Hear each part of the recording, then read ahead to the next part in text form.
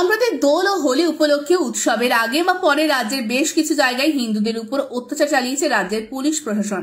এই অভিযোগকে সামনে রেখে মঙ্গলবার বিধানসভা থেকে ওয়াকআউট করে বিজেপি বিধায়করা। এই প্রসঙ্গে রাজ্যের মন্ত্রী চন্দ্রিমা ভট্টাচার্য বলেন, ওরা মেরুকরণের চেষ্টা করছে। তিনি স্পিকারকে বলেন, ওদের এই ধর্মীয় মেরুকরণের বিষয়টি কার্যবিবরণী থেকে বাদ দিন। আমরা জনপ্রতিনিধিরা এখানে শপথ নিয়ে আসি, এখানে এসে এরকম করা যায় না। খালি হিন্দু হিন্দু করছে, ওদের কে দায়িত্ব দিয়েছে হিন্দুত্বের?